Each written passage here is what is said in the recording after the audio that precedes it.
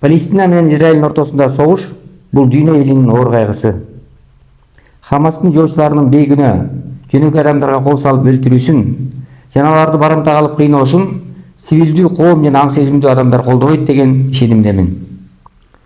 Хамас дүйнөлүк коомчулуктун үнүн угуп барымтай аткан адамдарды тез арада токтотуп бошотуш керек. Ал эми Израиль армиясынын Хамастын кол салышын өчүрүп, тынч жарандарды ракета менен аткылап өлтүрүп, шаарларды бомбалап жатышы да адамзатка каршы багытталган кадам болуп саналат.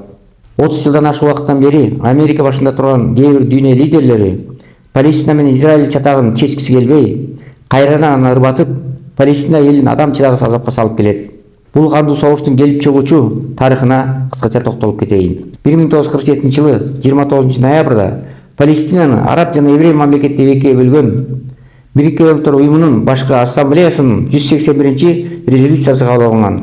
Мына ушул резолюциянын негизинде 14 май 1948-жылы Израиль мамлекети түзүлүп, ал эми Америка башында турган кээ бир таасирдүү батыш мамлекеттеринин каршы болуп келгендигинин натыйжасында Палестина мамлекети түзүлбөй калган. Палестина менен Израилдин ортосунда көп жылдык согуштук трагедиянын негизги себеби мына ушул. Бириккен Улуттар уюмунун араб мамлекетин түзүүгө жол ачкан резолюциясына карабастан, Палестина мамлекети түзүлбөй калган аз келгенсип, 1948-жылы Израиль Палестина менен айрылышкан согуштун аркасында Палестинага тийиштүү жердин 77% жана Иерусалимдин көпчүлүк бөлүгүн согуштун аркасы менен басып алат.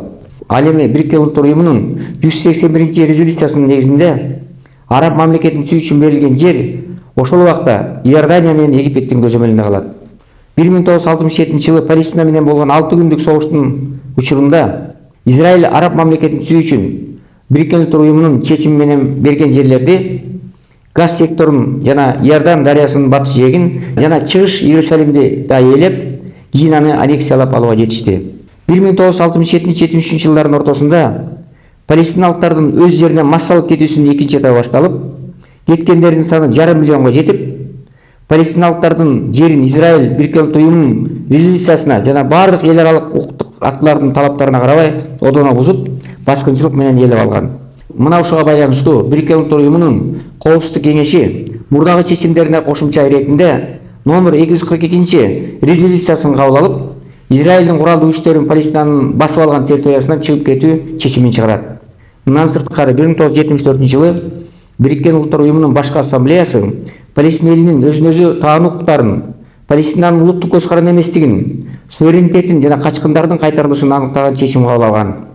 Бирок Палестинанын өз алдынча мамлекет болуп түзүлүшүнө Бириккен Улуттар уюмунун Коопсуздук кеңешинин туруктуу мүчөлөрү болгон Америка Кошмо Штаты, Улуу Британия жана Франция мамлекеттери каршы болгондуктан Палестина Бириккен Улуттар уюмунун Израиль сыяктуу толук кандуу мүчөсү боло албай келет. Мына кечеги болгон миңдеген адамдардын өлүмүнүн, Хамастын кол салышынын, эки мамлекеттин көп жылдык бүтпөгөн согушунун негизги күнөөкөрлөрү АКШ, Улуу Британия, Франция, Испания, Норвегия, Швеция жана башка батыш мамлекеттери болуп эсептелет. Дүйнөлүк коомчулуктун алдында бул чындыкты ачык айтуу учурдун азыркы талабы. Дүйнө лидерлери, Бириккен Улуттар уюмунун Коопсуздук кеңешинин туруктуу мүчөлөрү Палестина эли мамлекеттүүлүгүнө жетмейинче мындай согуш чексиз улана берерин жакшы билип, жакын аралыктарда тийиштүү чечим кабыл алышы учурдун талабы.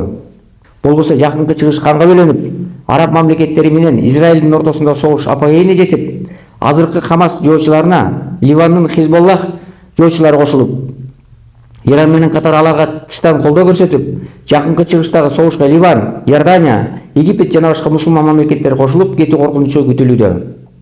Эгер дүйнө лидерлери жакынкы чыгыштагы курчуп бара жаткан абалды жөнгө сала албаса, ага Россия менен Украинанын ортосунда болуп жаткан согуш кошумча болуп, 3-дүйнөлүк согуш чыгып кетүү мүмкүнчүлүгү реалдуулукка айланат.